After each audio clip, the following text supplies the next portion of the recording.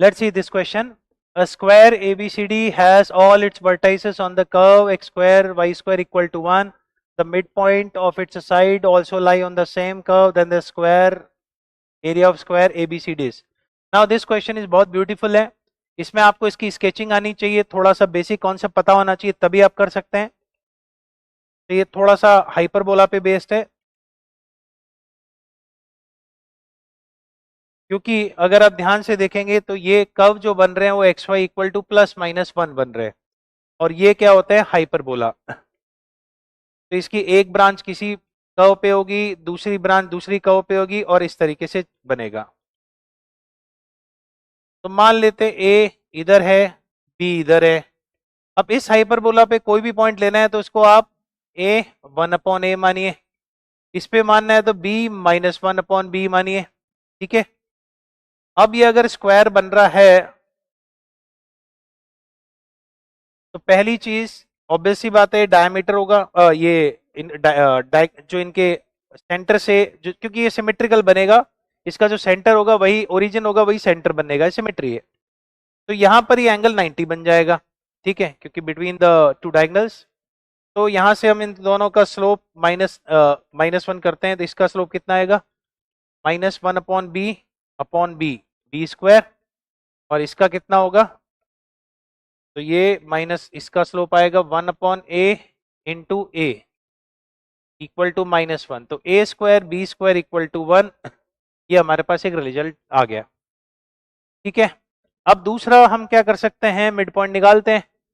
The mid point also lie on the same curve.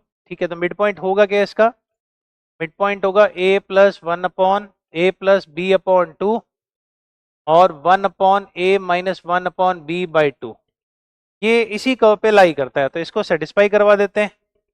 ठीक है, a plus b by two डाल देते हैं उसमें. तो ए प्लस बी का whole square upon four into a minus b का whole square upon four a square b square equal to one. अब ए स्क्वायर बी स्क्वायर हमें दिया हुआ है, कितना है, वन. तो यहां से आ रहा है 16. तो अगर हम ध्यान से देखें तो ये बन रहा है हमारा ए स्क्वायर माइनस बी स्क्वायर, और माइनस बी स्क्वायर की जगह अगर मैं वन अपॉन ए स्क्वायर डाल दूं तो इक्वेशन बन रही है ये. तो यहां से आ जाएगा a square minus one upon A square equal to four और माइनस फोर. नेगेटिव हो नहीं सकता है, तो a square minus one upon A square four ले लेते हैं. पता नहीं, देखते हैं माइनस फोर भी हो सकता है कि नहीं हो सकता है. तो ए, वैसे तो ए फर्स्ट क्वाड्रेंट में माना है.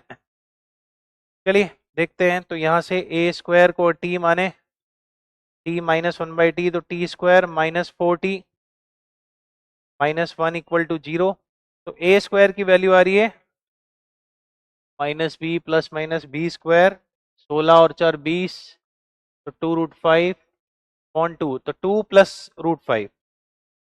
ये हमारा आ गया ए स्क्वायर. अब सिमेट्री है तो बी स्क्वायर भी उतना ही रहेगा. अब हमें चाहिए एरिया. एरिया के लिए अपन ये निकाल लेते हैं. और डायगोनल क्या होता है हमारा, आ, ये हमारा डायगोनल अगर अगर हम साइड ए मानते हैं पूरी अगर स्क्वायर की, ठीक है, तो हमारा रूट टू ए डायगोनल होता है, उसका हाफ दिया हुआ है तो ए बाई रूट टू. तो अगर हमारा डायगोनल हम निकाल लें ये लेंथ, ठीक है, तो मतलब अगर डायगोनल लेंथ होती है वो ए बाई रूट टू के इक्वल होती है. ठीक है. तो जो एरिया आएगा वो हमारा आएगा हाफ हाफ लेंथ मानिए जो मैंने डी डैश. तो जो एरिया आएगा हाफ लेंथ अगर डायगोनल की मानो तो टू टाइम्स डी डैश का स्क्वायर कर देता हूँ. और ये लेंथ कितनी आएगी, ये लेंथ आएगी हमारी ए स्क्वायर प्लस वन अपॉन ए स्क्वायर का स्क्वायर रूट. ठीक है. और एरिया में इसका स्क्वायर करना है, तो इसका स्क्वायर करके ही हम लिख लेते हैं A square plus one upon A square. अगर हम निकालें तो टू प्लस रूट फाइव, और two minus root five rationalise करेंगे तो चार माइनस पाँच माइनस वन, मतलब ये रूट फाइव माइनस टू हो जाएगा, तो ये टू रूट फाइव आ जाएगा. ठीक है.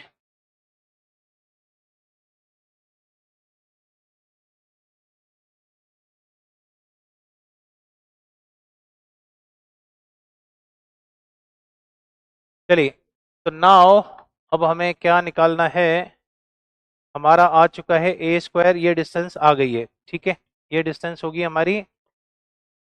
अच्छा, यहाँ पर भी हमने जो ए स्क्वायर में क्वाड्रेटिक बनाई है ना, एक बार चेक कर लेते हैं। ये जो क्वाड्रेटिक बनी है, ए स्क्वायर को टी माना है, ठीक है, ए स्क्वायर को हमने टी माना है, तो T minus one upon T, T की वैल्यू आई माइनस बी, तो यहाँ ए स्क्वायर की वैल्यू आ गई थी। अब ए स्क्वायर की वैल्यू आई और हमने ये लेंथ निकाली, तो ये आ रही है ए स्क्वायर प्लस वन अपॉन ए स्क्वायर। ए स्क्वायर है 2 + √5, उसको रेशनलाइज करेंगे तो √5 माइनस 2 से मल्टीप्लाई करेंगे, 5 माइनस 4, तो ये आ गया 2√5।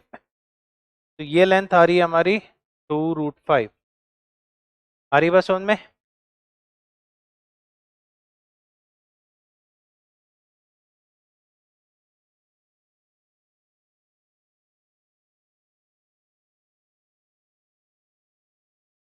तो बच्चों अब हमारा एरिया क्या होगा, ये एरिया हम निकाल सकते हैं, इसका स्क्वायर आ गया इंटू 2, तो ये कितना आ गया 4√5।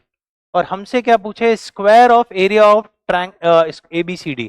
तो ABCD का जो स्क्वायर करोगे आप, तो इसका स्क्वायर करोगे तो कितना आएगा 16 × 5 80।